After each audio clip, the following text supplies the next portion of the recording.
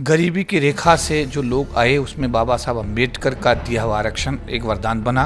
इसका 70% अगर श्रेय किसी व्यक्ति को जाता है तो मान्यवर काशीराम और उनके आंदोलन को जाता है। 15% की भूमिका ना के बराबर है। 85% सारा काम करता है जो पेन सारा लिखने का काम करता है। तो उस एक पेन से, एक आधी बाजू की कमीज से, एक हवाई चप्पल से मान्यवर काशीराम जी ने साइकिल से जो अपना आंदोलन शुरू किया, मैंने तो उस जीवन को जिया है। 3 आरक्षण विरोधी आदेश वापस अगर ना हुए होते तो ये SC/ST समाज का जो भी आरक्षण था ये उस समय समाप्त हो गया था। आंदोलन के माध्यम से वापस कराने में हम लोगों को सफलता मिली कि सत्ता की कुंजी आपके पास होनी चाहिए, सत्ता आपके हाथ में जब आएगी तो अपना विकास आप खुद कर लेंगे। उन्होंने अपनी सरकारी नौकरी को छोड़ करके समाज को चुना।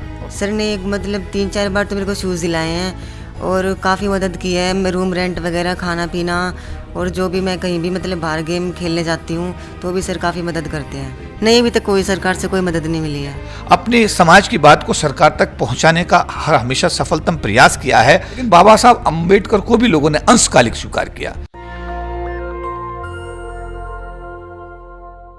भारतीय राजनीति के रसायन शास्त्री, एक ऐसा शख्स जिसने साइकिल से सफ़र शुरुआत की और एक बड़ी पार्टी खड़ी कर दी बीजेपी और कांग्रेस के मुकाबले। 403 सीट जीतकर प्रधानमंत्री बने थे राजीव गांधी, और उनको सड़क पर विपक्ष की भूमिका में थे मान्यवर कांशीराम साहब।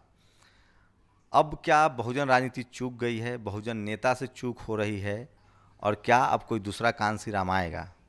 मेरे साथ SC/ST एसोसिएशन के जो लगातार जितने यूनियन हैं उसके प्रधान महासचिव और बहुजन समाज के तेज तरार, जिनके शब्दों में ताकत है, जो किसी भी मुद्दे पर प्रखर तरीके से अपनी बात रखते हैं, और सरकारी नौकरी में रहते हुए, मान्यवर साहब को सरकारी नौकरी छोड़नी पड़ी थी, KP चौधरी सरकारी नौकरी में रहते हुए भी समाज के लिए अपने दर्द को छुपा नहीं पाते और बोलते हैं। आज हालात ऐसे हैं कि एक क्लर्क की नौकरी करने वाला भी चुप रह जाता है। तो क्या इस देश को और कांशीराम की ज़रूरत है, और वो सपना कैसे पूरा होगा, उस पर KP चौधरी से बात करेंगे।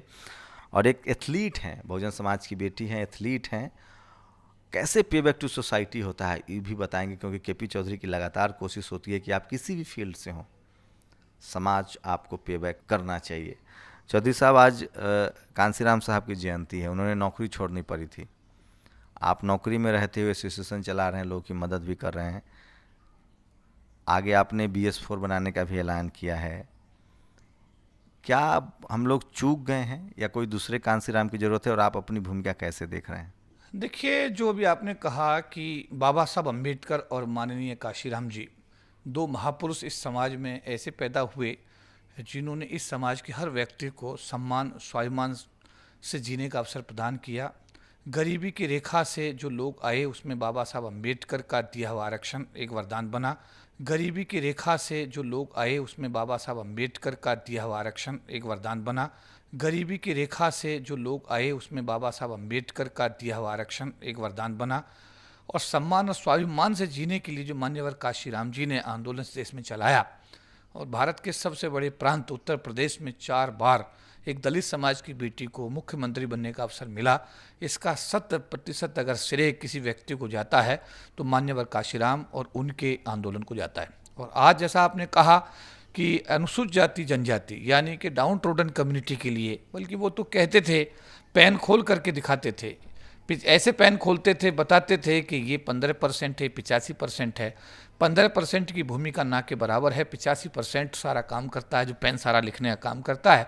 तो उस एक पेन से, एक आधी बाजू की कमीज से, एक हवाई चप्पल से मान्यवर काशीराम जी ने साइकिल से जो अपना आंदोलन शुरू किया, उसकी परिणति भारत के एक एक अनुसूचित जाति जनजाति समाज के व्यक्ति को सम्मान और स्वाभिमान से जो जीने का अवसर मिला, निश्चित रूप से मैं उन्हें सैल्यूट करता हूं, सजदा करता हूं, और इसका 100% श्रेय मैं मान्यवर काशीराम जी को देता हूं। तो अब आज स्थिति बहुत खराब हो गई, अब तो हर घर से कांशीराम की जरूरत है। आप अपनी भूमिका कैसे देख रहे हैं?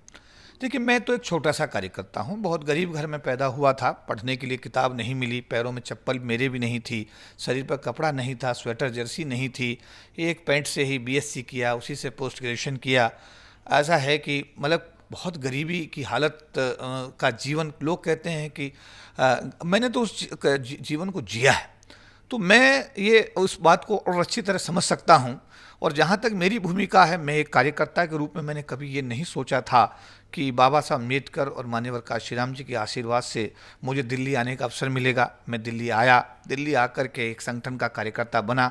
उस संगठन के माध्यम से देश का सबसे बड़ा आंदोलन, जिसमें आरक्षण विरोधी आदेश जो सुप्रीम कोर्ट ने जारी किए थे, उनमें 3 आरक्षण विरोधी आदेशों को आंदोलन के माध्यम से वापस कराने में हम लोगों को सफलता मिली। और पिछले दिनों जो भी गतिविधि हमारे सामाजिक आंदोलन की वजह से हुई हैं, जिसमें हमने तालकटोरा स्टेडियम के अंदर अंतर्राष्ट्रीय दलित सम्मेलन, हमने डॉक्टर अम्बेडकर का जो संविधान यात्रा हमने अभी राजपथ पर पिछले 2019 में निकाला, 3-4 बार बाहर के कंट्रीज़ में, 2 बार यूनाइटेड नेशंस, 1 बार ब्रिटिश पार्लियामेंट, 1 बार कनाडा पार्लियामेंट में संबोधन करने का अवसर मिला। तो मैं ये मानता हूँ कि मेरे जैसे छोटे से कार्यकर्ता को, मैं देश के हर कोने में गया हूँ, हर व्यक्ति से मैंने मिलने की कोशिश की है, हर आंदोलन का मैंने हिस्सा बनने की कोशिश की है, अपने समाज की बात को सरकार तक पहुँचाने का हमेशा सफलतम प्रयास किया है। ताल कटोरा में हज़ारों लोगों की उपस्थिति में, राष्ट्रीय अंतर्राष्ट्रीय प्रतिनिधियों की उपस्थिति में समाज की आवाज़, समाज की समस्याओं से सरकार को अवगत कराने की कोशिश की है, उनके समाधान कराने की कोशिश की है। और उसमें कुछ सफलताएं भी मिली, जिसमें कि 3 आरक्षण विरोधी आदेश वापस हुए, संविधान में 3 संशोधन हुए, 81, 82 और 85 में। तत्कालीन प्रधानमंत्री अटल बिहारी वाजपेयी साहब का आभार धन्यवाद भी इसलिए है कि अगर 3 संविधान में संशोधन नहीं किए गए होते हमारे महासंघ की बात को मान करके, और 3 आरक्षण विरोधी आदेश वापस अगर ना हुए होते, तो ये SC/ST समाज का जो भी आरक्षण था ये उस समय समाप्त हो गया था। तो हम लोगों ने जो भी प्रयास, जो भी जिम्मेदारी समाज ने समय समय पर हमको दी है, उस जिम्मेदारी का हमने कोशिश की है अपनी क्षमता के हिसाब से कि हम उसका अपने जीवन में पालन करते हुए, पे बैक सोसाइटी सिद्धांत को अपने जीवन में उतारते हुए समाज के अंतिम व्यक्ति तक न्याय कैसे पहुँचे, ये हमारी कोशिश हमेशा रही है। और इस कोशिश में हम निरंतर प्रयत्नशील भी हैं। आज मान्यवर साहब की जयंती पर लोगों को क्या मैसेज देना चाहते हैं, क्या अपील करेंगे बहुजन समाज के लोगों को? मान्यवर काशीराम जी न राष्ट्रपति थे, न प्रधानमंत्री थे। कुछ समय के लिए संसद जरूर गए थे, उसके अलावा वो विधायक भी नहीं रहे। उनका पूरा जीवन अगर देखें तो संघर्ष का जीवन था। उनका परिवार भी नहीं था, पत्नी बच्चे, उनके घर में कोई नहीं था। उन्होंने अपनी सरकारी नौकरी को छोड़ करके समाज को चुना, और समाज को वो जो दे गए, जो कुछ दे गए, अगर हम लोग उनको अपना आदर्श मान लें, उनको अपने जीवन में उतार लें, तो मेरा ऐसा विश्वास है कि समाज के अंतिम व्यक्ति तक न्याय पहुंचेगा, देश में अन्याय खत्म होगा, सामाजिक समता, भाईचारा बढ़ेगा, समाज के हर व्यक्ति का आर्थिक विकास होगा, सामाजिक विकास होगा, हर व्यक्ति को सम्मान से जीने का इस देश में अवसर मिलेगा। तो मान्यवर काशीराम को आदर्श मान करके हर व्यक्ति को अपने जीवन में उतारने की आवश्यकता है। बाबा साहब अम्बेडकर ने जो दिया उसको लोगों ने स्वीकार किया, लेकिन उसमें सिर्फ इतना उन्होंने स्वीकार किया कि जो रिजर्वेशन की सरकार की नौकरी में दिया गया, तो लोगों ने सरकारी नौकरी प्राप्त की, लेकिन बाबा साहब अम्बेडकर को भी लोगों ने अंशकालिक स्वीकार किया।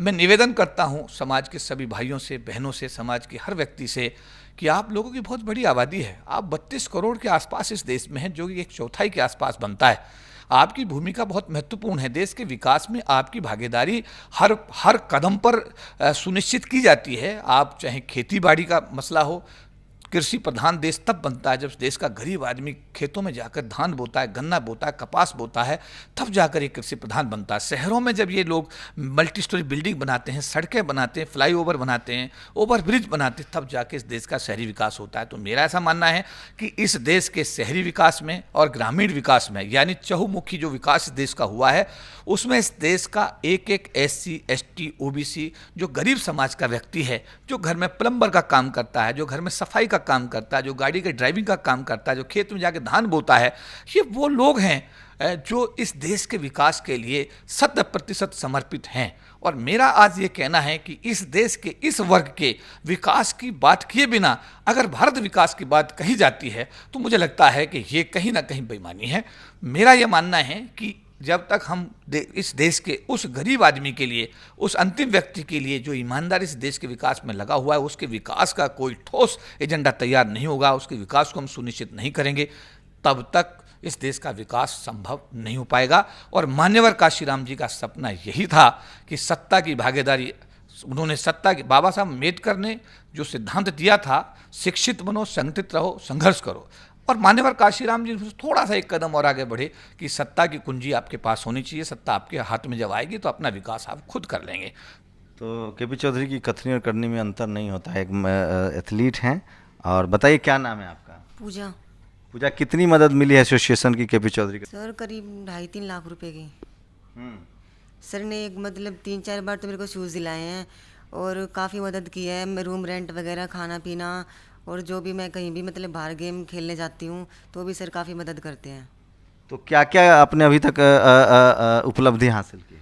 सर मैं स्टेट मेडलिस्ट हूँ, नेशनल में गोल्ड है मेरा, और इंटर स्टेट में मेडल है, और अब मैं आगे की तैयारी कर रही हूँ। तो आप मतलब दौड़, रन, एथलेटिक्स में हैं? हाँ, एथलेटिक में सर मैं 1500 मीटर और 5 किलोमीटर करती हूँ। 5 किलोमीटर और 1500 किलोमीटर। हाँ सर। तो क्या और मदद की क्या जरूरत है आपको? सर अभी मेरे पास स्पाइक्स नहीं था, मेरा शूज़ फट गया था, तो अभी मैं सर के पास आई थी कि सर मेरा शूज़ मतलब ख़राब हो गया है, तो सर ने बोला तुम मतलब ले लेना, पैसे मैं दे दूंगा। तो सरकार से कोई मदद नहीं मिल रही है? नहीं, अभी तक कोई सरकार से कोई मदद नहीं मिली है। तो देखिए, ये है अपने समाज की हालत, और केपी सिंह चौधरी जैसे लोगों की बहुत ज़रूरत है ताकि समाज के लोगों की मदद मिले। कैमरामैन शशिश के साथ शंभू कुमार सिंह, नेशनल दस्तक, दिल्ली।